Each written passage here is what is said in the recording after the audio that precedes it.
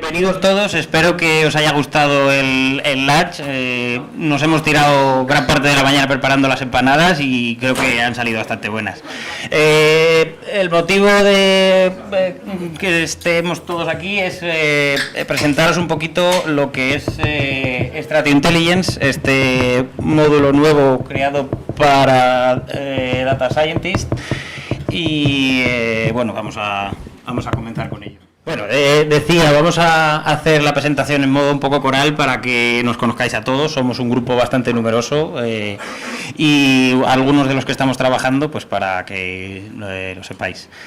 Lo normal es que se empiecen hablando en este tipo de presentaciones acerca de qué es Big Data, qué es el Machine Learning, para qué sirve todo esto, por qué todo junto es la bomba, pero creo que en el público en el que estamos lo sabéis todos, entonces mejor nos saltamos un poquito esta parte y vamos a deciros qué es un equipo de Data Scientists o qué son los Data Scientists.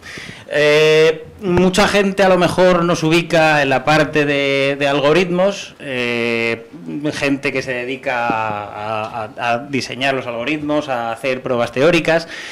Lo cierto es que también gran parte de nosotros nos dedicamos al desarrollo en Big Data, a la programación con una parte fuerte de informática y luego hay un tercer círculo que sería el expertise en cada uno de los lugares. Por ejemplo, si estamos hablando de riesgo, alguien que sepa mucho de riesgo de banca y demás.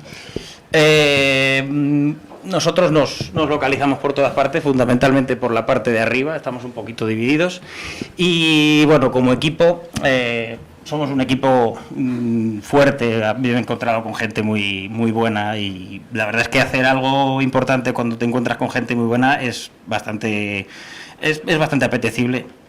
Dentro del equipo, bueno, está la cabeza visible, el padre de todo, que es Román, ahí lo tenéis, es el que lo ha creado un poco.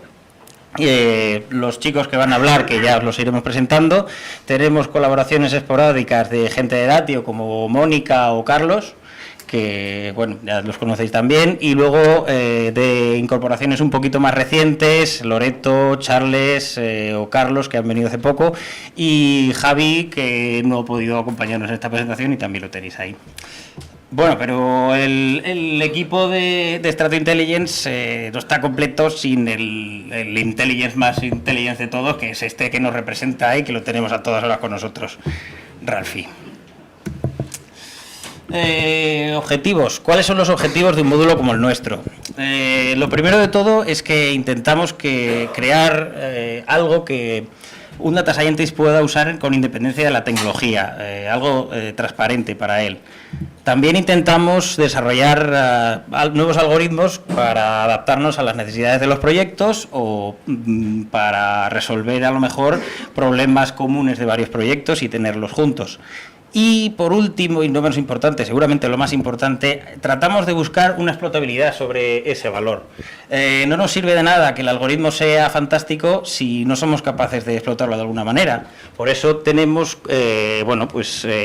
diseñamos también alguna clase de visualizaciones. Esto, por ejemplo, representa un perfilado en el que se ven pues distintas variables que ya el cliente puede coger y puede decir, a esto los ataco de esta manera. Los objetivos como plataforma, como módulo en sí, Strato Intelligence trata de integrar librerías open source con algoritmos de Machine Learning. Como decía antes, también se trata de que cada Data Scientist particular, con sus necesidades particulares, tenga un entorno que sea cómodo para él, que pueda utilizar. Y por último, de cara al cliente, pues que pueda tomar decisiones basadas en los resultados de los algoritmos.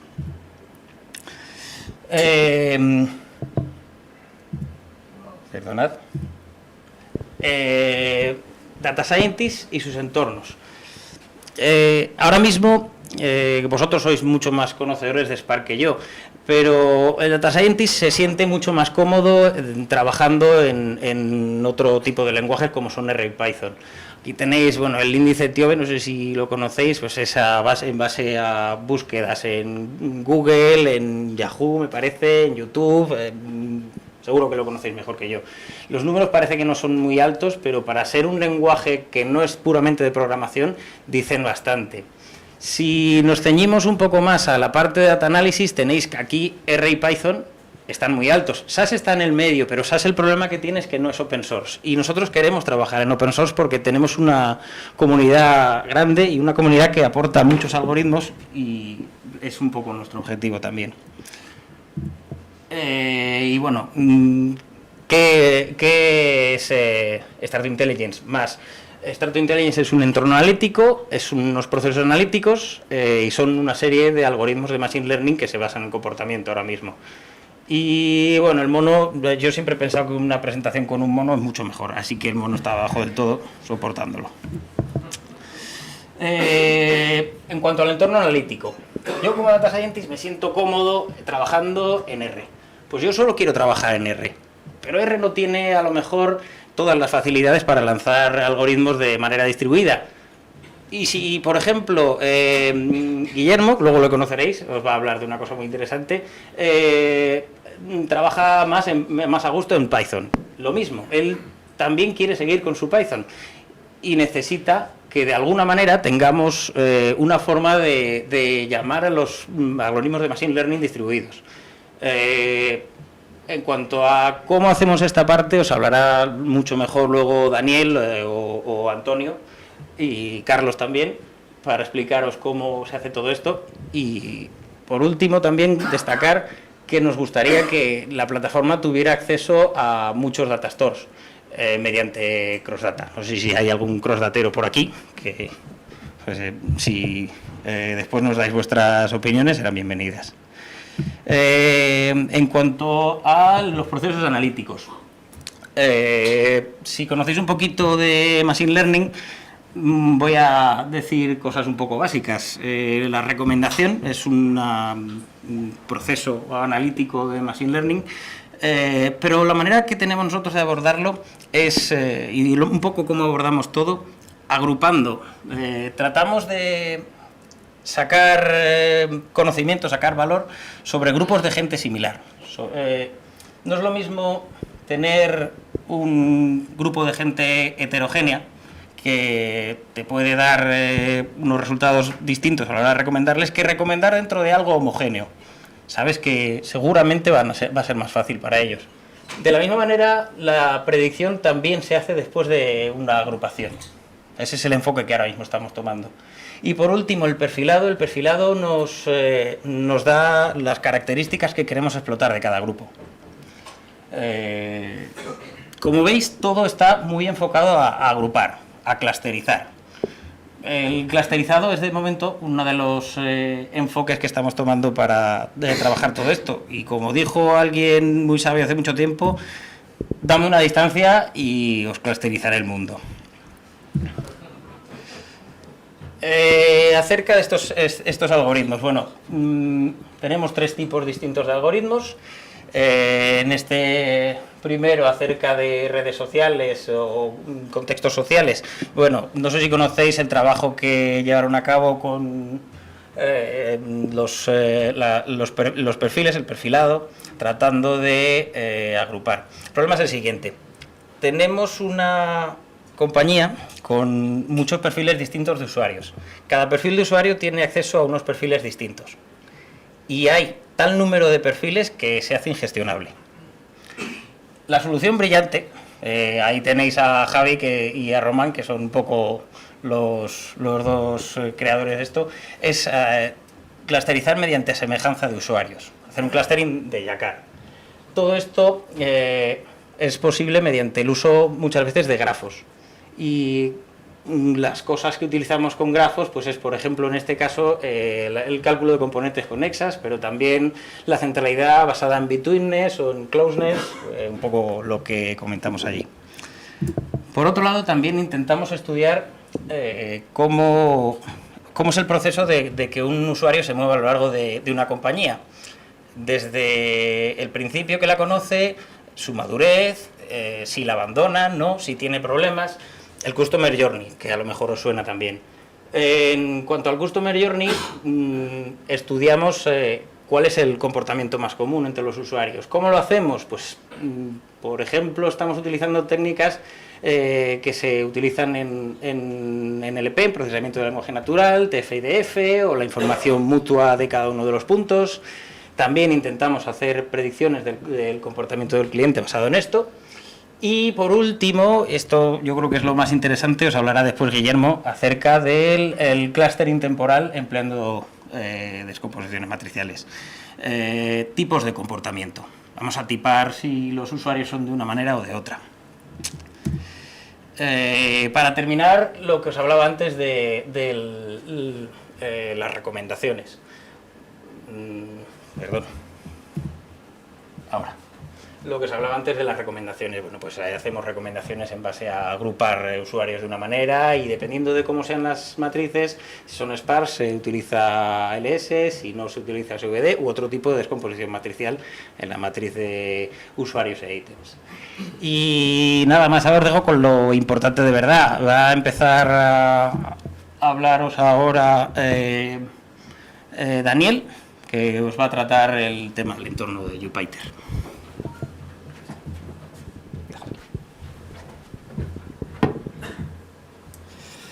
Buenas a todos. Bueno, pues como os ha comentado Fernando, yo os voy a explicar un poco el entorno que hemos montado en Jupyter para el desarrollo de los Data Scientists.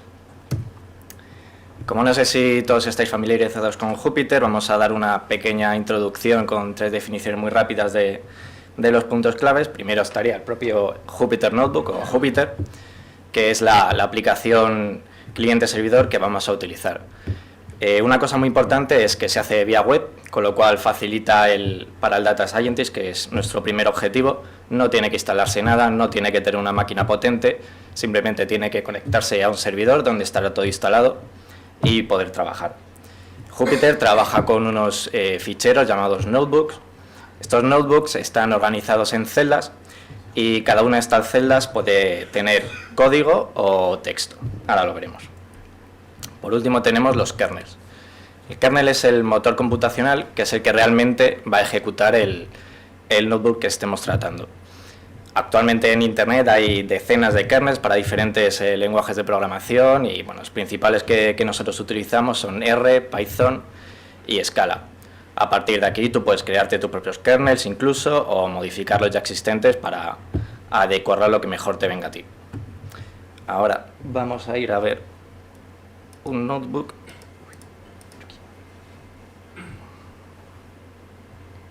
Ahí está. Esta sería la pantalla principal de Jupyter, donde tendríamos el directorio de trabajo del usuario. Podría navegar por las carpetas, acceder a los notebooks, etc. Si entramos en uno, por ejemplo, veríamos el aspecto que tiene un notebook cuando termine de cargar. Podemos ir viendo que en la pantalla de arriba vamos a tener una pequeña barra de tareas muy similar a lo que tenemos en otros entornos de desarrollo para poder copiar, pegar celdas y demás. Y por fin terminó. Y aquí tendríamos lo que comentábamos. Esto que tenemos aquí serían celdas, estas dos serían celdas de texto y esta, por ejemplo, sombreada sería una celda de código. Las celdas pueden ejecutarse de forma independiente y tratarse de forma independiente. También aquí tendríamos el menú con las celdas donde puedes ejecutar una, todas las anteriores, etc. También puedes ejecutar otras acciones como dividir una celda, unirlas y demás. Si nosotros ejecutamos una celda de código, de texto, perdón, no va a hacer gran cosa, simplemente te lo va a mostrar. Si ejecutamos una de código, pues ya va a procesarlo con el lenguaje que tengamos definido en este caso y lo va a procesar normalmente. Si vemos arriba, aquí a la derecha, nos indica el kernel que estamos tratando ahora mismo, que en este caso sería Python 3. En esta pestañita de kernel, que es una de las más importantes, tendríamos todo el menú que se relaciona con los kernels. Podemos parar un kernel, reiniciarlo, etc. Y si bajamos abajo, tenemos todos los kernels que tenemos disponibles en este notebook. Aquí tendríamos 4 en concreto, Python 3, R, Scala y otro que, si os fijáis, pone Spark Python para diferenciarlo con el Python anterior. El primero es simplemente Python en local, no tiene nada especial, pero los otros 3 están integrados con Spark, de tal forma que todo lo que ejecutemos ahí se lanzará contra el clúster que tengamos configurado. Contra el clúster que tira la configuración en cuanto a núcleos y memoria que va a aceptar cada proceso, lo vamos a ver después, porque hemos ideado un sistema de configuración y luego nos lo contarán. Si nosotros cambiásemos de kernel, veremos que aquí estaría cargando el kernel, estaría haciendo todas las acciones que estén configuradas en la definición del kernel, como conectarse al clúster y demás, y una vez ha cargado ya podríamos ejecutarlo. En este caso, como antes, la parte de texto no va a cambiar. Si ejecutamos la parte de código, pues obviamente falla porque está procesando con R un código de Python. Así que esto es un primer vistazo a lo que tendría un Data Scientist al trabajar.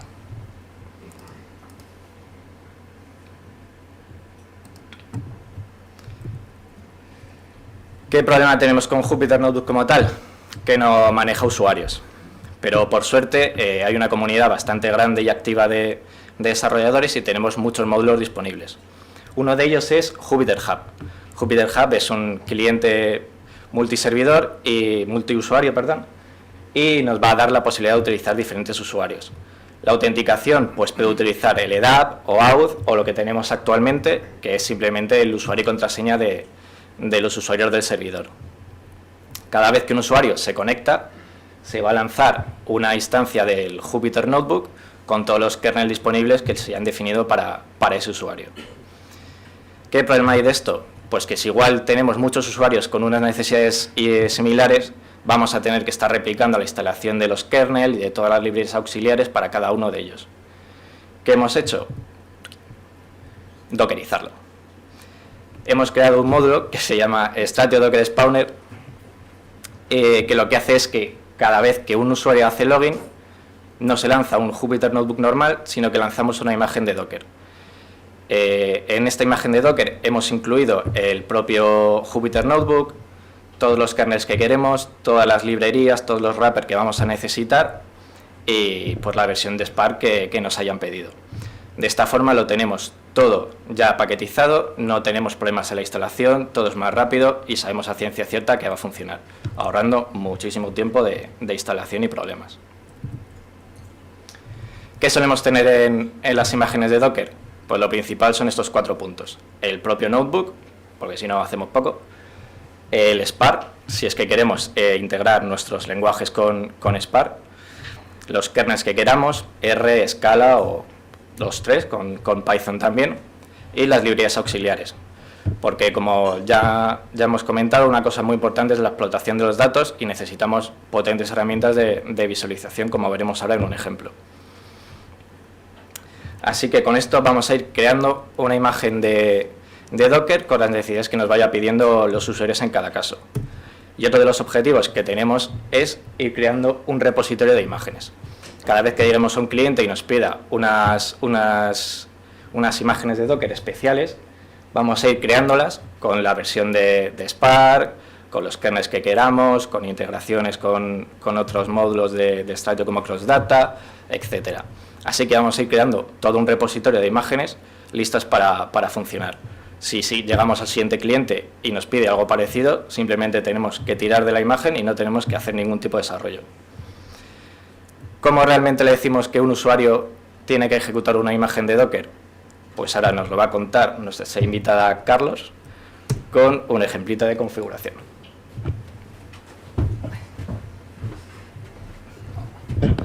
Hola, buenas.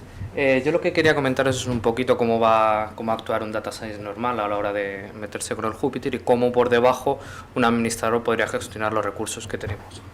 A través de un fichero de configuración que ahora os enseñaré, levantaríamos una imagen Docker con las características que nosotros queramos. Lo voy a enseñar.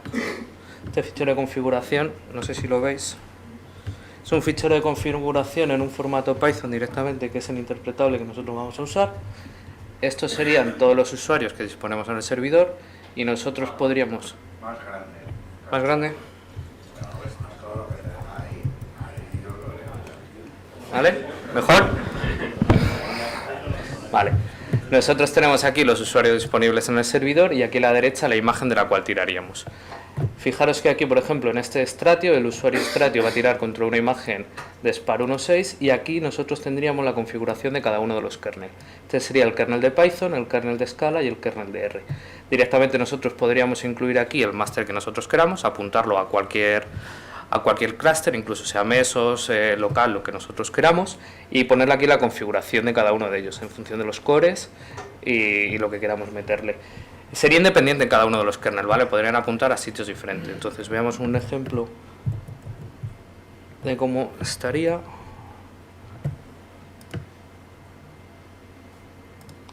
Es esto. Es esto.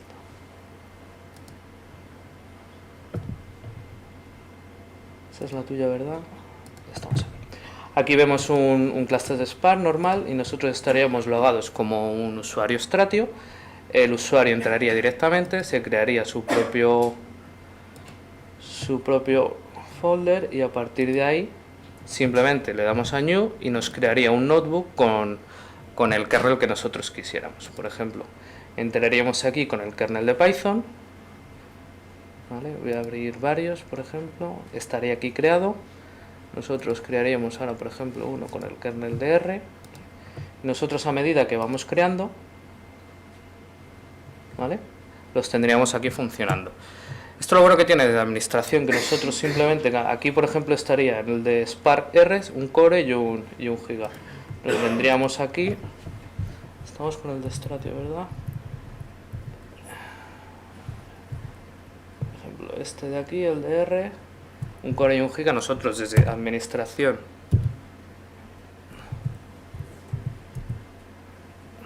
me da igual esto es. Nosotros aquí simplemente coge todos los cambios en caliente, reiniciaríamos nuestro kernel y cuando estaría disponible, ¿vale?, ya tendríamos directamente de administración los recursos que tendría asignado ese data science a la hora de formar el clúster.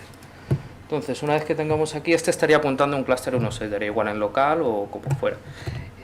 Una vez que nos metemos un poquito más en la funcionalidad del data science, uno de los primeros pasos es hacer una prospección de todos los datos, un análisis exploratorio. Lo bueno que tenemos en basarnos en Python y en R es que tenemos todas las librerías detrás que vienen definidas. Por ejemplo, para visualización, hace poco se ha liberado una herramienta que se llama Plotly, que nos da mucha potencia. Por ejemplo, nosotros en este ejemplo vamos a cargar, si carga, como antes, lo que vamos a hacer es cargar un fichero que va a tener países, pues, cantidad de personas, renta per cápita y la esperanza de vida. Y si quiere, directamente con una gráfica, basándonos en la librería, ¿ya la tienes? La tenemos. Mira, esto sería lo que estamos levantando, este sería lo que estamos cargando, daría igual hacerlo a través de un fichero de texto, con CrossData nos podemos meter en HDFS, en Parquet, daría igual. Entonces nosotros tenemos aquí y simplemente haciendo una gráfica podríamos tener todo eso representado aquí, en este caso con un gráfico interactivo de burbujas. Aquí tendríamos uno de los ejes sería la renta per cápita, la esperanza de vida, tendríamos cada uno de los países, el radio de esa burbuja sería la población que tenemos y por el color sería el continente donde estamos. Esto es también interactivo, nos podríamos entrar, hacer zoom y ver lo que quisiéramos. Esto viene muy bien a un data science porque, por ejemplo, ya ve esto y simplemente haciendo un cambio en el eje X, ¿vale?, lo transformamos en una escala logarítmica y podríamos intentar calcular una regresión, una recta de regresión, ya veríamos algún sentido a lo que estamos haciendo, incluso identificar algunos outliers como puede ser, por ejemplo, Angola, que tiene muy poca esperanza de vida con más o menos una renta per cápita más o menos elevada, o ver aquí países como España que estaría aquí situado, al igual que antes, también interactivo. ¿Vale? Y este es uno de los primeros focos que nos importa a los data science, hacer análisis exploratorio a través de visualizaciones, ¿vale?, a los data scientists. Entonces, el siguiente paso sería que nos cuente Guillermo un ejemplo de un algoritmo un poquito más avanzada.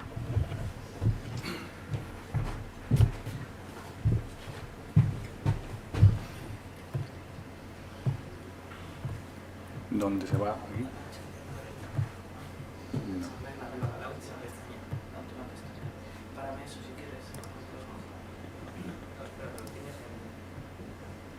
está aquí.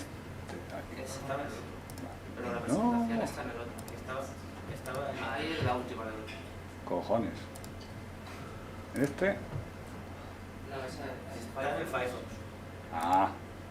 La última pestaña en el Firefox. La última. Y esto. Bueno, esto se ha puesto por aquí. Vale. Bueno, yo he puesto aquí mejor. Yo os voy a contar que estamos trabajando en cuanto a algoritmos, lo que comentó Fernando un poco al principio, que queremos mirar, clusterizar comportamientos en base a secuencias. Entonces, ¿qué significa esto?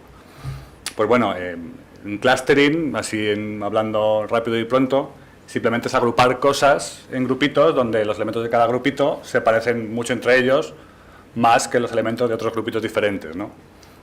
Y esto del comportamiento secuencial, pues es simplemente tratar a cada persona o cada usuario, representarlo como una secuencia de acciones que va realizando, ¿no?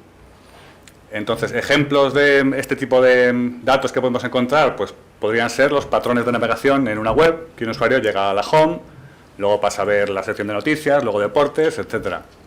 Podrían ser las interacciones de un cliente con una empresa, pues primero que contrata un servicio con la empresa, hace una llamada en el call center, se registra una incidencia, vuelve a llamar, pone una queja formal y al final se va porque no le arreglan la incidencia. Otro ejemplo pues serían las acciones que realiza una persona en una red social, pues que publica una noticia, sube una foto, da un like, hace un comentario, etcétera.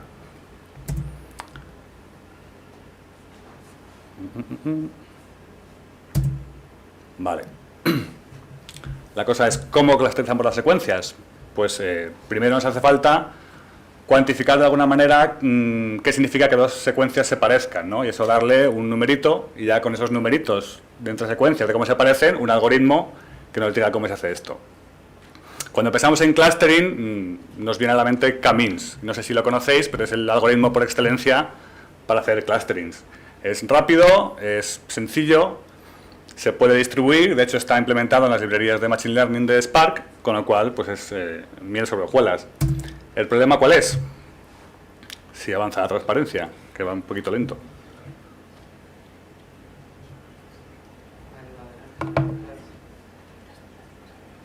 Es que antes le he dado 2 veces y luego ha saltado 2 seguidas y no quiero que el ente haga prun.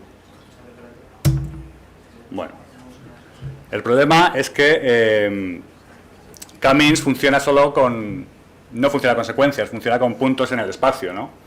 Entonces, en este ejemplito que tenemos ahí, tenemos puntos en el plano y que se ha corrido un K-means y efectivamente ahí se ve claramente que hay 3 clusters que los ha encontrado. Entonces, lo que se nos ocurrió para poder usar K-means, que ya que lo tenemos en Spark y es un algoritmo muy solvente, es intentar convertir nuestras secuencias en vectores, de tal manera que conservemos la naturaleza secuencial de la secuencia. Y con esto arreglamos, ya tenemos la solución a la similitud, que simplemente sería la distancia de los puntos en el espacio, los que están más cerca se parecen más que los que están más lejos, y al algoritmo, pues, K-means. Entonces, para convertir secuencias en vectores, pues tenemos una secuencia y digamos que en este ejemplito vamos a tener solamente 3 acciones posibles que puede hacer el usuario, ¿vale? Entonces construimos un vector donde cada entrada del vector representa una de las acciones y contamos para cada secuencia del comportamiento de cada usuario, pues cuántas veces ha hecho la acción A y ponemos pues, en la entrada del vector el número de veces que lo ha hecho, en este caso 4. Cuántas veces ha hecho la B, que en este caso son 5, y cuántas la C, en este caso son 3. Y así pues vamos traduciendo diferentes secuencias, de diferente longitud incluso, en los vectorcitos. Por ejemplo, esta sería el 303, y esta, aquí, algo que no nos gusta, porque estas dos secuencias, AAA, CCC y CCC, AAA, se representan por el mismo vector, pero las secuencias son diferentes. Ciertamente tienen 3 A's y 3 C's, pero cambiados de orden, ¿no?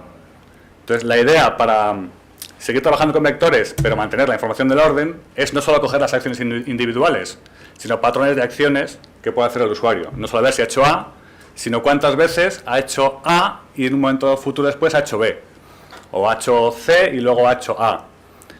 Entonces, la idea es construir este vector De la misma manera que antes, pues tenemos el 303, ya contamos cuántos AA hay, que hay uno, BBs hay ceros, CCs hay uno, ABs y BAs no hay ninguno, AC tenemos uno, este de aquí, otro aquí, esto sería mucho más suave si corriese la presentación bien, otro aquí, total 3.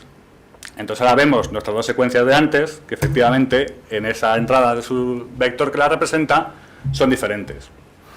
Ahora, con esto arreglamos el problema de seguir manteniendo las propiedades secuenciales de nuestros usuarios, pero metemos un mogollón de dimensiones. En este ejemplito son solo 3 acciones, y cuando te vas a patrones de longitud 2, pues me tienes que meter 9 dimensiones más.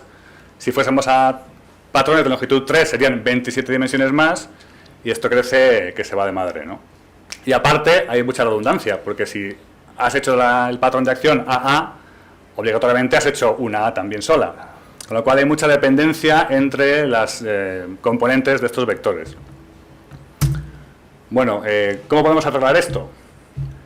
Primero, pues no coger todos los patrones, porque se va de madre, simplemente coger los que aparecen un suficiente número de veces en los usuarios, ¿no? Que esto, bueno, hay algoritmos que también están en las librerías de Machine Learning de Spark, como prefix_pan, que te devuelve, dado un dataset de secuencias, los patrones que aparecen en un número determinado de usuarios. Y luego, también, aún haciendo esto, tendríamos una dimensión ciertamente grande con la que sería muy costoso trabajar, y seguimos teniendo el problema de la redundancia. Entonces, para esto, lo que hacemos es una reducción de dimensionalidad, que en particular usamos lo que se llama el Singular Value Decomposition, que, bueno, no voy a entrar en detalles, pero en resumidas cuentas es que cogemos los vectores de patrones de nuestros usuarios, los metemos en una matriz, como filas de una matriz, y hay pues unos resultados en matemáticas que te dicen que esa matriz se aproxima muy bien como un producto de 3 matrices, una alta, otra pequeñita y otra alargada, ¿no? Entonces, al final lo que conseguimos es que el vector de muchas dimensiones, que representa al usuario al principio, lo traducimos a un vector más pequeñito, que te resume, digamos, los comportamientos del usuario de forma bastante buena. Toda esa redundancia, esta descomposición es capaz de entenderla más o menos y te lo organiza las cosas bien. Entonces, en resumen,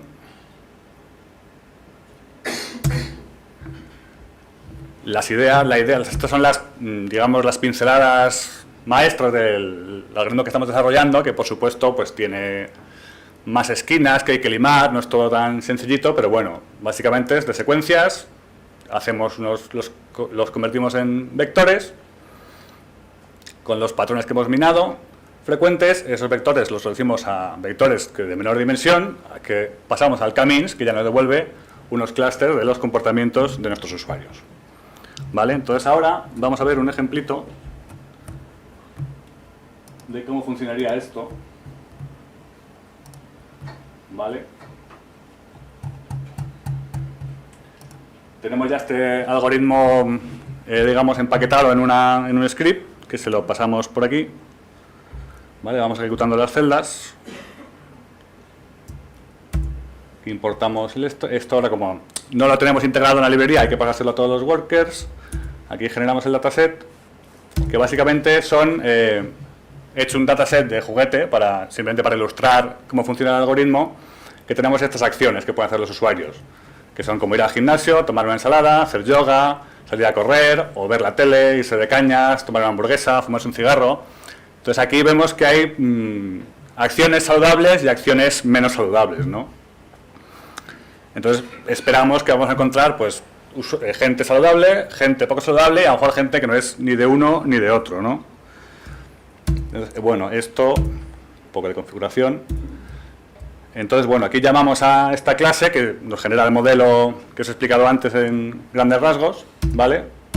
Lo entrenamos, y si veis aquí le he dicho que coja longitud de patrones de longitud 1, es decir, aquí no estamos viendo la parte secuencial, ¿vale? Y aquí ya, con el modelo entrenado, le digo que... aquí le voy a decir que me pinte de las secuencias de mis usuarios, que son pues secuencias de esas acciones, ¿vale? Al final los he traducido en un vector de 2 dimensiones y quiero que me los pinte para ver qué pinta tiene, ¿no? Entonces esto lo hacemos aquí y vemos que efectivamente hay 3 clústeres, ¿vale? Entonces corremos el algoritmo de Camins diciendo que le dé 3 clusters y efectivamente ha identificado 3 clusters, que cada color es un clúster que ha encontrado el algoritmo, los ha reconocido bien, ¿vale? Si vemos, por ejemplo, qué tipo de usuarios hay, pues vemos aquí los usuarios juerguistas, por decirlo así, ¿vale? Aquí tendríamos los usuarios sanos y aquí tendríamos los usuarios pues que hacen un poco de todo, ¿no? Vale. Esto es toda la historia. Si realmente tenemos en cuenta la parte secuencial, hay más información en este dataset del que hemos visto hasta ahora, ¿vale? Entonces ahora vamos a instanciar otro modelo, pero cuando construye los vectores, en vez de solo coger las acciones, va a coger también patrones de acciones de 2, ¿no? Que si se va a correr y luego al gimnasio, si va a correr y luego se toma una hamburguesa, o lo que sea, ¿vale? Entrenamos el modelo, que este tarda un poquito más.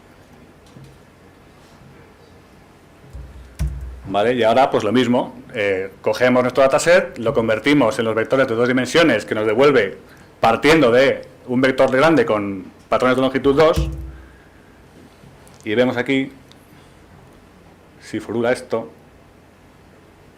que ahora efectivamente vemos que hay 4 clústeres muy diferenciados, ¿no? Que si los pintamos con su color de label que ha visto el algoritmo, pues vemos que los ha reconocido bien, ¿no? Entonces, ¿qué es lo que está pasando aquí? ¿Qué es lo que nos he contado? Pues el secreto es que la gente cambia. ¿Vale? Entonces aquí tenemos gente, por ejemplo, que esto era muy juerguista, pero de momento que se arrepiente ya empieza a hacer vida sana, ¿vale? Y de la misma manera hay gente pues que tiene una vida muy sana, pero llega un momento que se harta y se va de parranda, ¿no? Y bueno, pues creo que esto más o menos ilustra bastante bien el algoritmo, ¿no? Y cómo funciona y la importancia de mantener el orden, ¿no? De las secuencias. Y ya, ¿las preguntas ahora o al final? No sé, aquí que lo que me digan. Dime. Es muy cortita. A ver, en el ejemplo este que nos hemos... En el ejemplo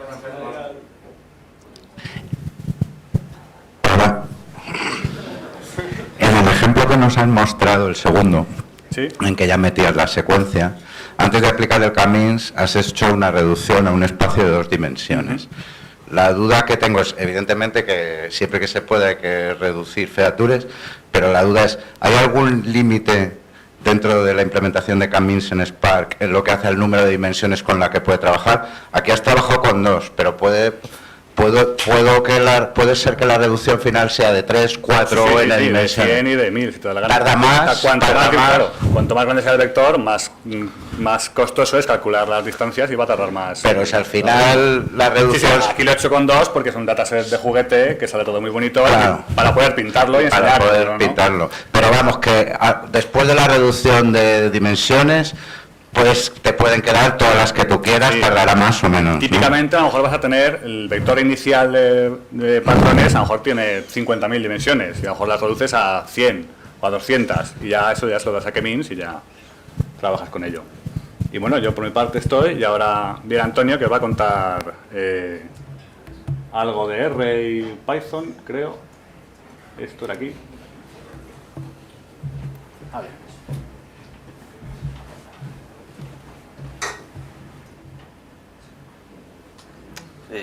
Hola, buenas. Pues como bien explicado al inicio Fernando, uno de los objetivos que nos planteamos desde Strategy Intelligence es acercar la tecnología Big Data a los Data Scientists de una manera transparente y, digamos, de una manera poco invasiva en nuestra filosofía de trabajo. Es decir, que nosotros podamos ejecutar tareas de procesado de datos paralelo, sin tener que estudiar o comprender a fondo la tecnología.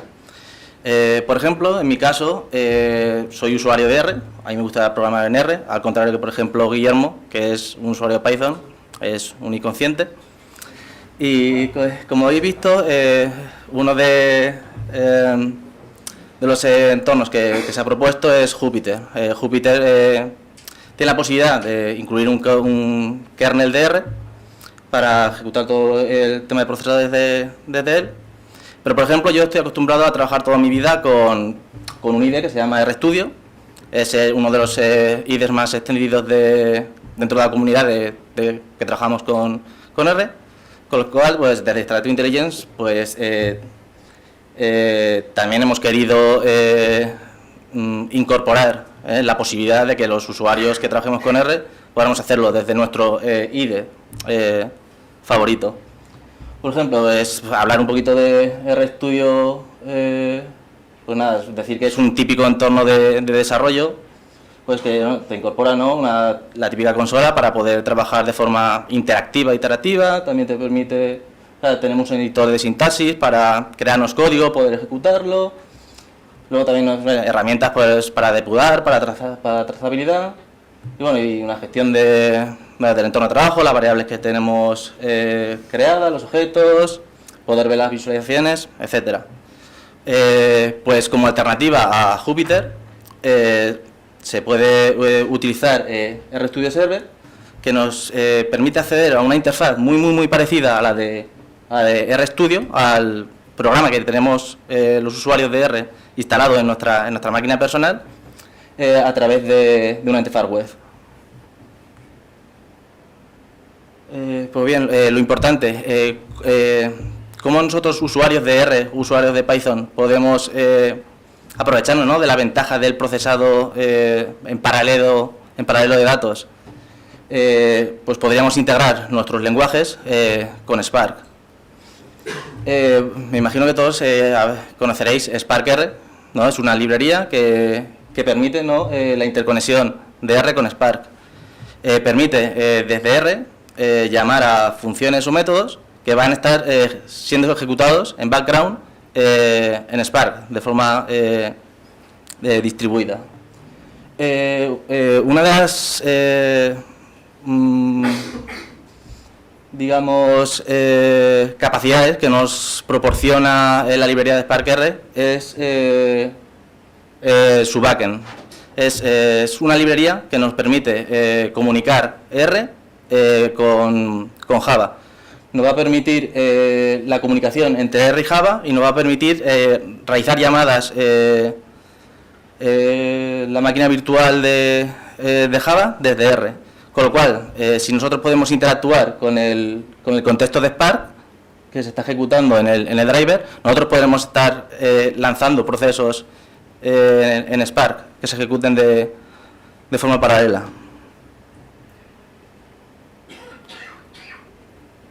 Bien, pues en Strato Intelligence lo que hemos desarrollado son dos módulos a los cuales hemos llamado RStratio y PyStratio.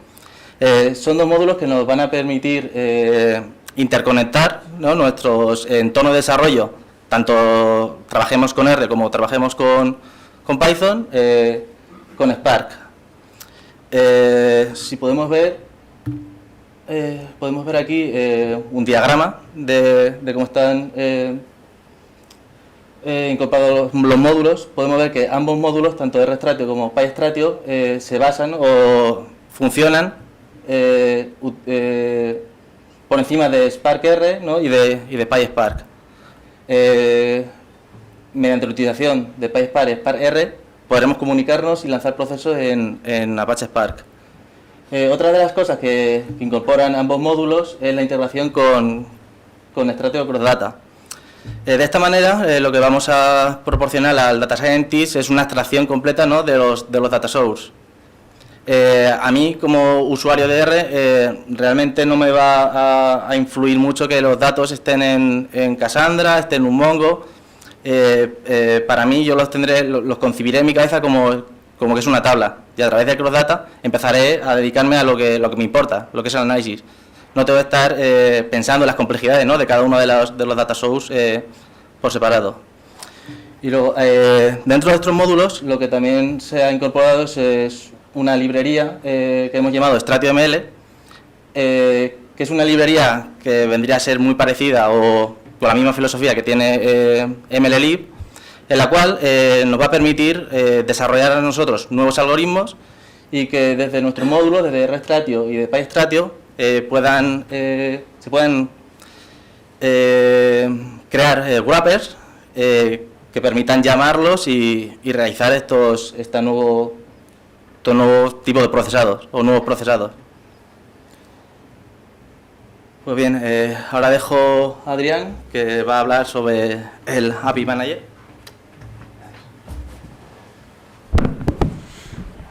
Bueno, pues yo os voy a hablar sobre el API Manager y cómo productivizar todos los algoritmos o todo lo que hagan esta gente, que hacen algo más que sumar y restar y esas cosas de Data Scientist.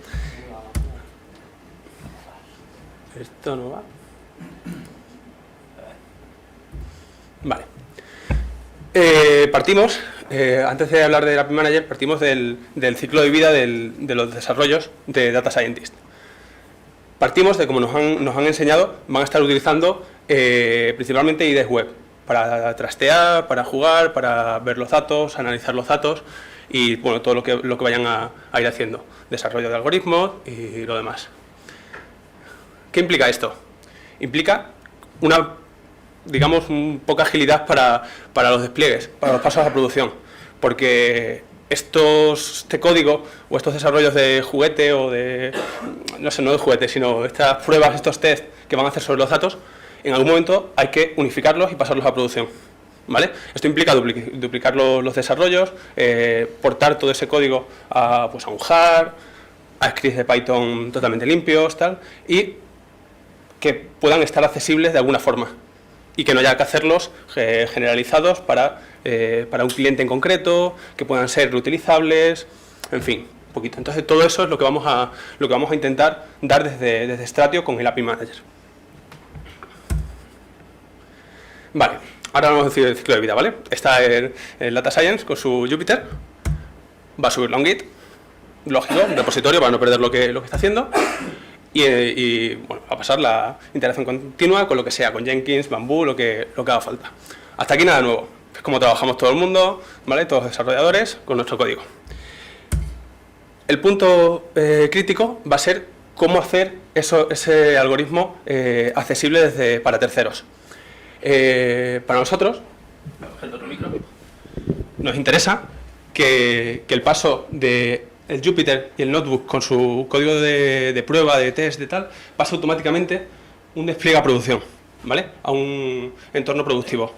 No un entorno de producción, sino un entorno productivo. Somos ambiciosos y queremos que ese código que está en un Notebook, que no es fácil integrarlo, podamos hacerlo disponible. Y hacerlo disponible vía una API REST, principalmente, ¿vale? Es nuestra idea principal, es una API REST o algún tipo de, bueno, forma de que esté accesible, para que luego lleguen nuestros usuarios, ya sea un mono, otro data scientist o aplicaciones tipo Netflix, lo que sea, ¿vale?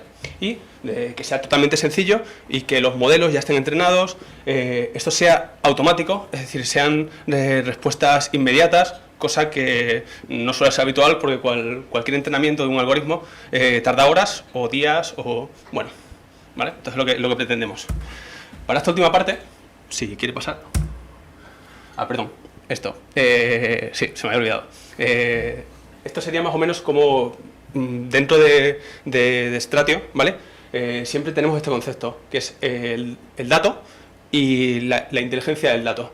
Y luego una API, que sería esta, que sería donde nos encontraría el API Manager para poder acceder a esos datos o a esos datos procesados, hacer predicciones, cualquier cosa, ¿vale? Y que todas las aplicaciones, desde aplicaciones, departamentos de marketing, call centers, cualquier cosa, pueda acceder a esas predicciones en tiempo real, sin necesidad de ser un data scientist que sabe cómo aplicar ese algoritmo y sabe cómo pedir esa predicción. Vale. Para este API Manager ya hemos hecho una prueba de concepto y de momento ha funcionado, nos ha dado tiempos aceptables, más que aceptables creo yo, por debajo de 100 milisegundos, entonces creemos que es bastante, es en local y tal, bueno, tiene sus requisitos, pero bueno. Ahí está. Vale, la prueba la hemos hecho con Spark Your Server, no sé si alguno lo conocéis, es un desarrollo de Evan Chan, ¿vale? Que lo han presentado ya, lo estamos utilizando el DataStax Enterprise y, bueno, creemos que está bastante maduro como para poder integrarlo y realmente es una prueba de concepto, se podrá variar, esta arquitectura puede variar, pero nos da la posibilidad de ejecutar jobs concurrentes de Spark que compartan contexto con lo que ello conlleva, que es compartir data frames, RDDs, tal. Entonces, al tener esa información del modelo entrenado en memoria, los accesos van a ser prácticamente inmediatos. que es lo que queremos y lo que queremos aportar como Strategy Intelligence, ¿vale? Una capa que diga, oye, quiero una predicción sobre, yo que sé, un modelo de películas, a ver, un recomendador de películas que me diga este tío, con estas variables, qué películas les van a gustar. Y que pueda tener una forma de interactuar con nuestra herramienta. Y lo que hemos hecho. Joder, esto es la leche. No quiere.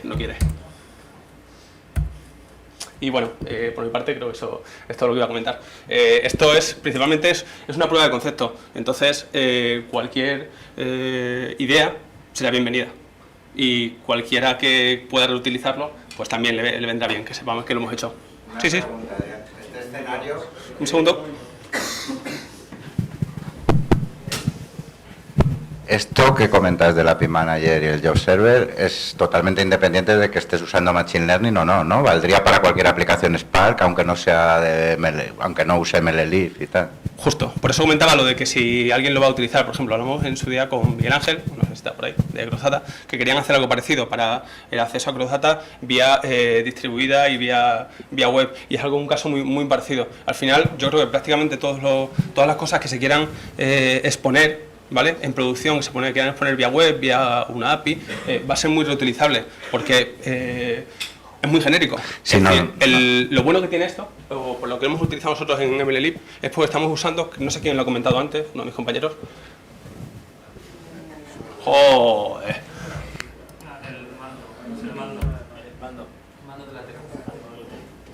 Y esto hay que darle. Listo.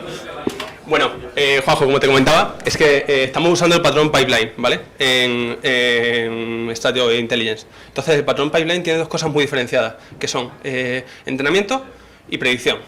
Entonces, sabemos que el resultado de entrenamiento lo podemos persistir. En este caso, en HDFS.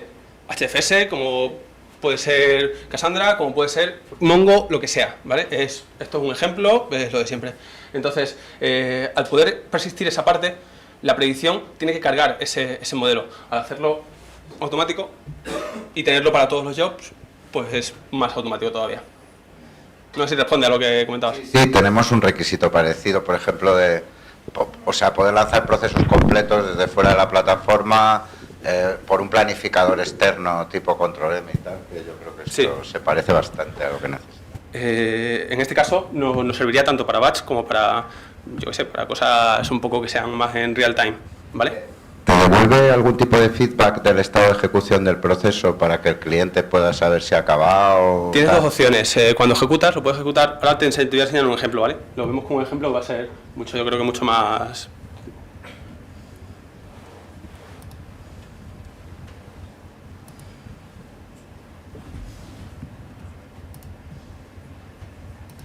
Vale, yo tengo aquí la consola. Ahí ya me lo han cerrado.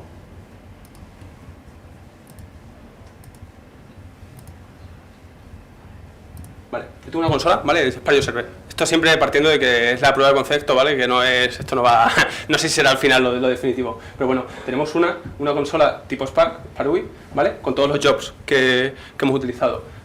Tanto como los contextos, ¿vale? Porque nosotros crearemos un contexto que luego va a ser el que reutilicen los jobs que vayan a compartir esa información, ¿vale? Tenemos la opción de ir creándolos, eliminándolos, bla, bla, bla, y aplicaciones que se hayan lanzado. Y aparte de verlo aquí, ¿vale? Aparte de ver aquí para la respuesta, tenemos... Qué difícil es estar mirando la pantalla y al ratón. Vale, tenemos una serie de llamadas, ¿vale?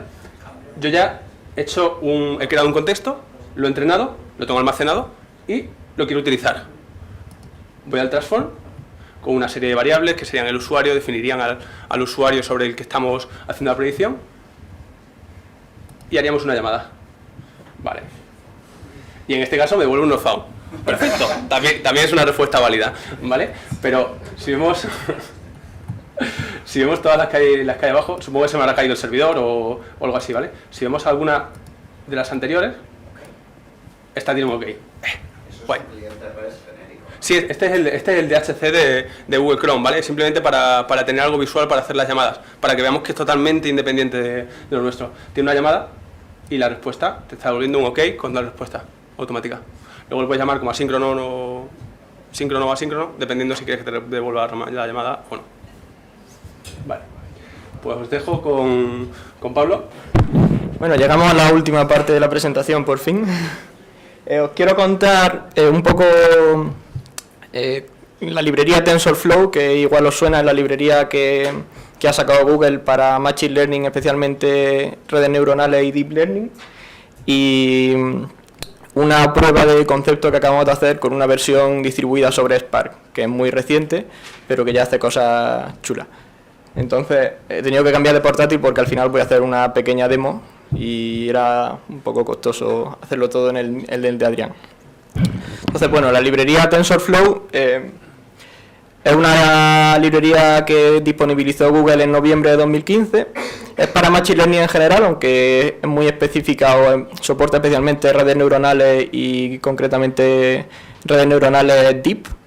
Y se caracteriza porque los cálculos hay que distribuirlos, hay que disponerlos en forma de grafo, que no significa que haga cálculos sobre grafos ni que sean algoritmos sobre grafos, sino solamente que el cómputo hay que estructurarlo en forma de grafo, donde los nodos son operaciones y los arcos que unen esos nodos son los datos que entran y salen a esos nodos de operaciones. Estos arcos Google los denomina tensores porque son arrays multidimensionales, entonces de ahí es del nombre de TensorFlow. Bueno, las APIs que están disponibles son para C++ y para Python, aunque Google recomienda encarecidamente que se utilice Python porque con C++ todo es un poco más complicado y supone más código y tal. En la versión que liberó Google en noviembre de 2015 solamente se podía utilizar en monomáquina, con soporte para GPU, eso sí. Y hace poco, a principios de marzo, liberaron una versión distribuida, pero que no iba sobre Spark, sino que iba sobre gRPC, que es Google Remote Procedure Call. Entonces, bueno, eso a nosotros no nos interesa, entre comillas, porque nosotros nos movemos sobre Spark. Entonces hemos buscado a ver si había alguna alternativa para poder seguir utilizando todo lo que da TensorFlow, pero sobre Spark. Otra característica interesante es que precisamente esos cálculos que se distribuyen en forma de grafo, te deja visualizar todo tu flujo de computación, todo ese grafo que has creado, utilizando una facilidad que se llama TensorBoard, eso que ha aparecido ahí, donde puedes ir viendo los nodos que ha ido creando. De hecho, es capaz de colapsar ciertos nodos para darte una visión a más alto nivel de todo el cómputo que tú has creado y puedes ir navegando interactivamente por ese grafo.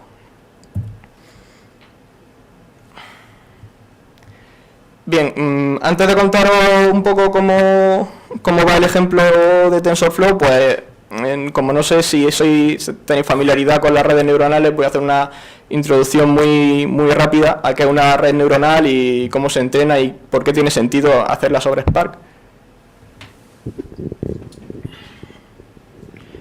Bueno, imaginaos una red neuronal viene a ser un grafo como este que hay aquí, en el que se intenta imitar la manera en la que el cerebro humano hace el cómputo mediante una abstracción matemática que se comporte de la misma forma. Entonces, una red neuronal está formada por una serie de neuronas, que son los nodos de ese grafo, y una serie de arcos que unen las neuronas. Entonces, la característica es que cada uno de estos arcos tiene asociado un peso, un numerito real. Y la forma de hacer cálculos que tiene la red es que cada neurona va haciendo cálculos y propagando sus resultados a las neuronas de las capas siguientes. Se cree que a grandes rasgos así es como opera el cerebro humano. En este caso, imaginaos una red neuronal que en la capa esta de entrada tiene, por ejemplo, 784 neuronas, que si os fijáis es 28 por 28, que van a ser los píxeles que tienen las imágenes que le van a entrar a esta red neuronal. ¿Vale? Vamos a hacer una red que reconozca los dígitos manuscritos, con lo cual cada una de las entradas es el valor de gris que tiene cada uno de los píxeles de una imagen 28 por 28.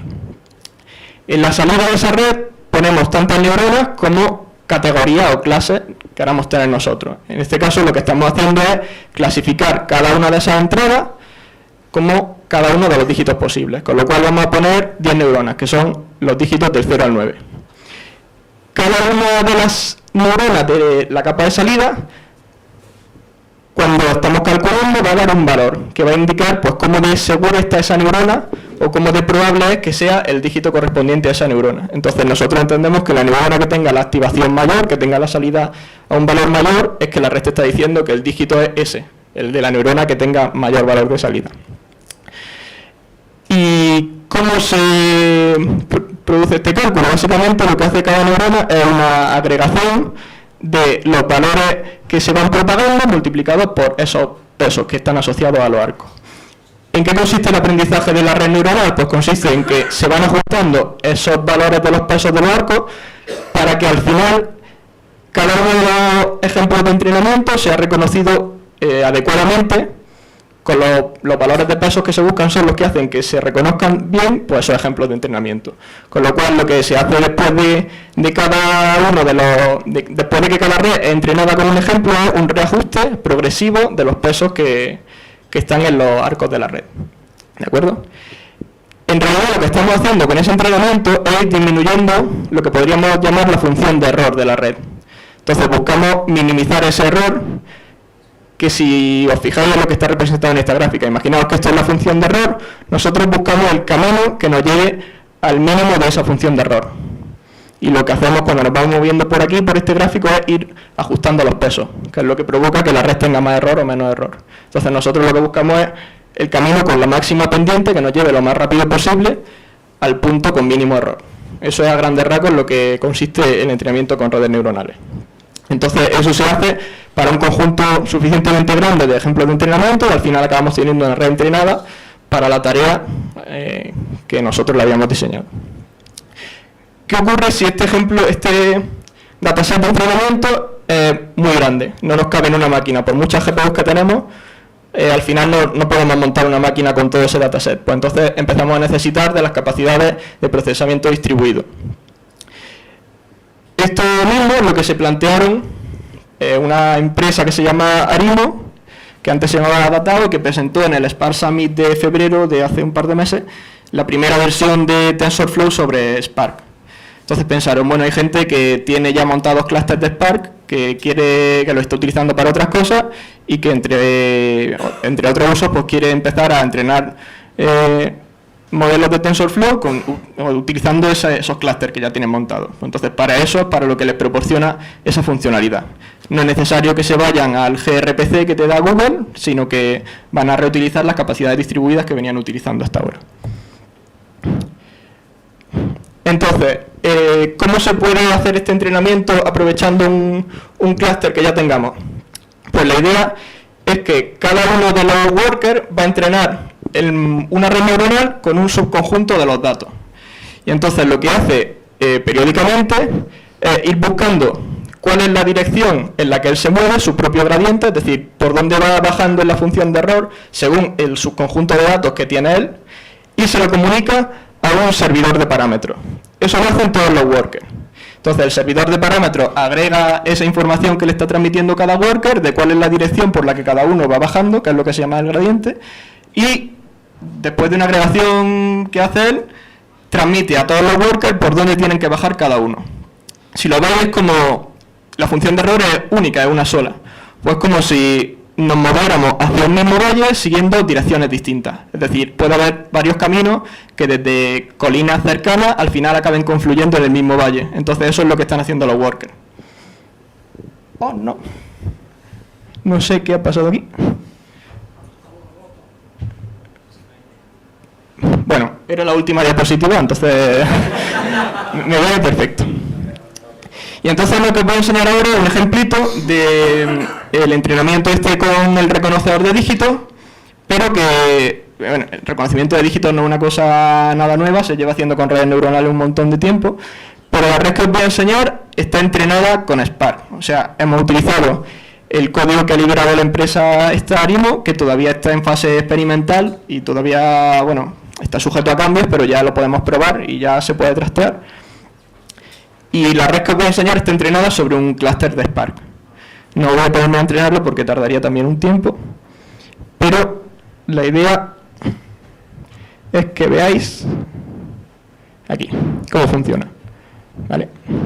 Entonces, bueno, esto que hay aquí arriba es el entrenamiento, la salida que iba dando el entrenamiento, veis que va bajando la tasa de error poco a poco. Al final tenemos una red que da un 93% de acierto.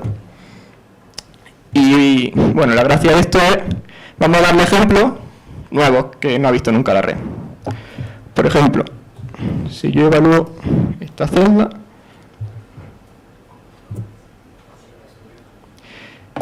ahora vamos a hacer la prueba del algodón, le voy a pintar algo.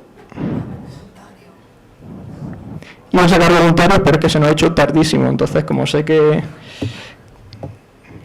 esto tiene pinta de un 3, bien pintado porque tampoco hay que... ¿Vale? Entonces, esto se le damos a la red entrenada, que es esto que aquí se llama MyModel.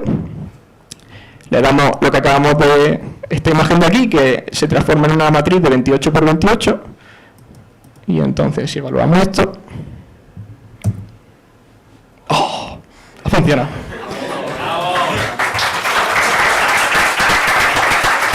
Bueno, si alguien se anima y quiere salir y pintar un dígito para que vea que no es que trampa que yo he hecho, puede hacerlo. Y si no, pues si tenéis alguna pregunta de esta parte o de alguna de las partes que ha contado cualquiera de mis compañeros de Intelligence que no la hayáis hecho antes, pues estamos abiertos. Y por supuesto, muchas gracias por la acogida que habéis tenido y por la asistencia tan numerosa a este Lunch and Learn. Veo por ahí un par de preguntas. Vamos a la parte de Dani, ahora... Vale, sobre esta parte, la lente descendiente, bueno, se conoce que puede caer en mínimos locales. La pregunta es, ¿existe alguna forma, alguna literatura que diga si esta forma, digamos, colaborativa de encontrar el gradiente descendiente, la dirección que debe ir, es mejor que los tradicionales?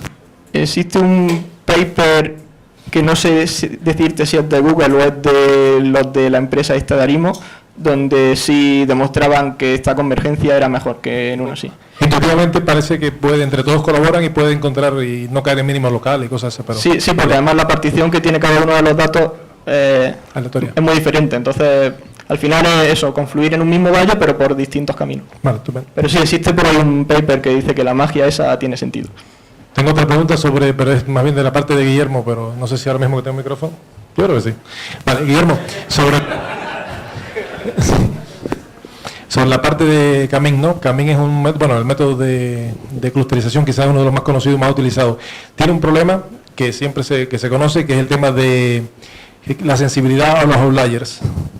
Entonces la pregunta en concreto sería si existe formas de detección de outliers aquí que tienen ustedes, algún método. Eso es algo también muy conocido, ¿no? Pero bueno. Pues ahora mismo no. Estamos todavía trabajando en ello, pero vamos. ¿Sí? Vale, el data scientist tendría que ponerse el suelo y tendría que inventarse el... Tenemos, miramos primero el dataset, primero en detalle y lo intentamos limar de asperezas que pueda tener, ¿no? Y ahí probablemente sí descartemos, no sé si outliers en cuanto a luego la representación en el vector de dimensión pequeña, pero sí secuencias que no valen para nada, ¿no? Eso sí hay un primer filtro. Pero bueno, quería contar simplemente más a alto nivel, no con tanto detalle, ¿no? Y la segunda muy sencilla y muy rápida, en cuanto a la disponibilidad de diferentes métricas, o sea, decimos que el Camins mío quiero que funcione, digamos, con esta métrica específica, Manhattan, distancia Manhattan, o alguna otra distancia, no solamente la euclidia. Eso, ¿es posible parametrizarlo? Eso se podría... bueno, yo creo que alguien por ahí. Eso ya depende de cómo esté implementado en Spark. No creo que sea muy difícil cambiarlo para que se acepte otras métricas, siempre que sean en espacios vectoriales, no una métrica mucho más rara, ¿no? Y Fernando también quería decir algo, creo. Vale. Sí, yo quería decir que la cuestión de Camins es que la medida del centroide te toma la media, pero la media no es la media porque sea el punto más central, sino porque te minimiza la varianza. Entonces, si cambias la distancia, tienes que encontrar una manera asequible de calcular la varianza para el cálculo del centroide. Vale, de acuerdo. ¿Y de la primera quieres comentarme algo? La primera sí, lo que estaba diciendo antes acerca de la detección de outliers, En cuanto a las medidas de la información, los touchpoint, tenemos touchpoint que son ruidos de por sí, o sea, algunas de las letritas que no sirven absolutamente para nada. Eso sí lo detectamos. Trazamos información mutua a ver si sirven para algo con algunos puntos, sí, con otros no. TF y DF, de manera que mides la frecuencia del término en el documento y la frecuencia además, y ya me estoy alargando demasiado, así que si tenéis más preguntas, adelante. Dos pequeñas. A ver, ¿el SparkFlow comparte código con TensorFlow o es un desarrollo del mismo concepto con otra línea base de código independiente de Google? TensorSpark realmente es un desarrollo de otra empresa totalmente separado de Google, que lo único que comparte con TensorFlow es que TensorSpark utiliza TensorFlow para, digamos, su ejemplo, porque realmente la implementación de TensorSpark está hecha sobre la biblioteca Tornado de Python, que es la misma que se utiliza en el Jupyter. Entonces esto del el servidor de parámetros y el envío de parámetros y tal se hace con esto de Tornado.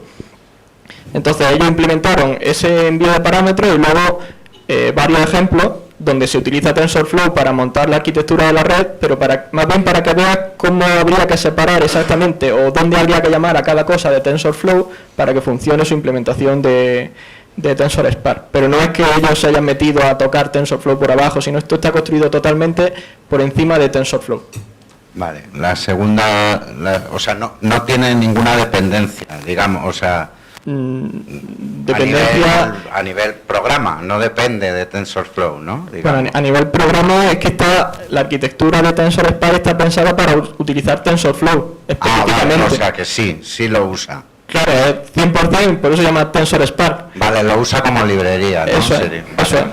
Pero que lo que quería decir es que no se han metido a modificar el código de TensorFlow ni dependen de Google para nada como empresa. No, pero sí que... Es como si Stratio un día piensa que sería interesante hacer algo distribuido y utilizando la base de una biblioteca que existe, entonces por encima de la biblioteca construye su propia API o sus propias clases que por supuesto utilizan a esa funcionalidad base. Por ejemplo, lo que hemos hecho en RStratio con CrossData.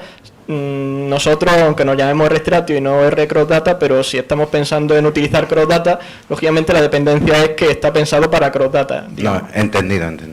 Vale, la otra pregunta es, bueno, como sabéis, o sea, sobre todo en el campo del Machine Learning y del tratamiento del lenguaje natural, ¿vale? El conjunto de librerías que hay desarrolladas para Python, antes incluso de la existencia de Spark, es abrumador. Entonces tengo una duda... O sea, ¿cuál ha sido vuestra experiencia y hasta qué punto es posible, aprovechando PySpark, el que esos algoritmos que forman parte de la comunidad Python, que no han sido desarrollados para correr de manera paralela, el adaptarlos y que corran dentro de Spark paralelamente? O sea, cosas que tenga scikit-learn o de tratamiento del lenguaje natural, ¿se pueden integrar dentro de PySpark para que Spark las distribuya? Bueno, yo puedo contestar lo que opino yo, pero si queréis os dejo porque mi opinión no es la de IntelliJ, es la mía. Pero la distribución de algoritmos no es automática. Tú cuando quieres hacer un algoritmo distribuido lo tienes que pensar distribuido y implementar distribuido, que es por lo que nosotros, por ejemplo, no podemos coger cualquier algoritmo de R de los 6.400 paquetes que hay de R y hacerlo distribuido. Nosotros estamos haciendo wrapper para los que te da MLlib, que ya los pensaron y lo hicieron distribuido en escala MLlib. Nosotros solo hacemos el wrapper. Entonces, si hay un algoritmo que necesitamos hacer en distribuido, necesitamos o bien implementarlo nosotros en distribuido y hacerle un wrapper en Python o en lo que sea, o bien que otra persona ya lo haya hecho en distribuido y haya hecho un wrapper en Python o en lo que sea y nosotros cojamos su versión distribuida y le hagamos solamente el wrapper.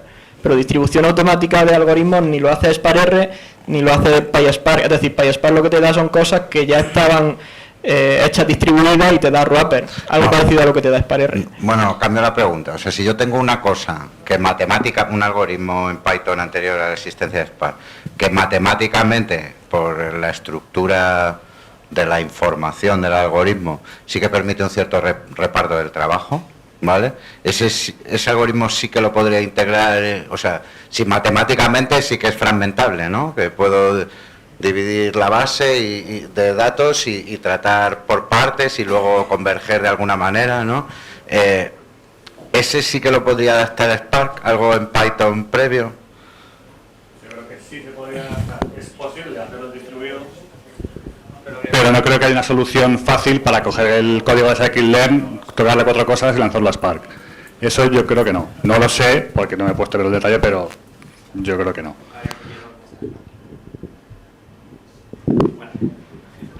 Simplemente decir que hay una librería que es Scikit-learn, que es la adaptación de algunos algoritmos de scikit-learn, pero ni siquiera están todos por eso, por la complejidad que tienen ciertos algoritmos de paralelizarse. En Sparky tienes algunos, pero no todos. O sea, han migrado algunos. Sí. A comer. Va a ser rápido. En Epitaph este año los responsables de datos de ING nos comentaron que segmentaban la entrada y aplicaban algoritmos no distribuidos en los nodos en segmento de la entrada, y que era una segunda aproximación para algoritmos que no eran distribuidos, utilizarlo de forma distribuida en un clúster, aunque a veces no siempre los datos se dejan hacer eso. Y luego tenía una pregunta. De usuarios que comentáis que tenéis pensado. Bueno, más antes de esa, la respuesta síncrona del API que has comentado, ¿cómo la vais a servir? ¿Perdón? La respuesta asíncrona, Sí, sí. ¿cómo la vais a servir? ¿Un WebSocket? ¿Vais a publicar los eventos en algún sitio? No has comentado cómo. Todavía no está. Vale, no está pensado todavía cómo va a ser definitivo. La idea inicial es una API REST y un formato JSON válido y tal. Y el Job Server pues funciona en cualquier clúster de Spark, en teoría. Se puede conectar a cualquier clúster de Spark para servir las respuestas. Vale, es que me parecía entenderte que vas a tener una respuesta síncrona por algún canal que le permite, tipo, yo qué sé, WebSocket o alguna cosa así. Se puede, la API de Job Server te permite ejecutar las respuestas en modo síncrono o en modo asíncrono. Directamente, como un parámetro de entrada a la llamada, te permite que la respuesta sea síncrona o asíncrona, por si hay jobs que puedan tardar un poco más o jobs que vayan a ser inmediatos. A ver, esa es la pregunta, ¿cómo responde asíncronamente? ¿Cómo avisa al cliente de forma asíncrona? Eso supongo que se dejarás los resultados en algún sitio en el que vayas luego a acceder a esos resultados. Eso por eso digo que está un poco en el aire, como simplemente que está la posibilidad de hacer esas dos cosas y luego cómo vamos a hacer la respuesta, ya veremos. Supongo que dejándolo en algún HFS o en, no sé, Data Store, no lo sé. Y la última, ¿cuál es el alcance de los usuarios que habéis planteado cuando usáis Jupyter? ¿Qué queréis, separar los notebooks o que los datos estén totalmente compartimentados o simplemente saber quién ha hecho qué? Bueno, en principio la idea inicial es que cada uno tenga su Docker con sus propios notebooks y sus propios kernels. Los algoritmos que ellos hagan, en principio no van a estar disponibles para el resto de usuarios, y al igual que los kernels. Luego, a partir de ahí, si hay necesidades de integración, de compartir, de colaboración, habrá que estudiarlo. Sí que hay un módulo para Jupyter que se supone que es de Google Drive, pero que no permite un nivel de colaboración como tenemos nosotros con los documentos y demás. Simplemente es para tener como un repositorio. Entonces, sí que estaría bien buscar si se está haciendo algo de eso y podría integrarlo, pero por ahora solo tenemos la estanquedad, digamos, de cada uno de los usuarios. ¿Algo más?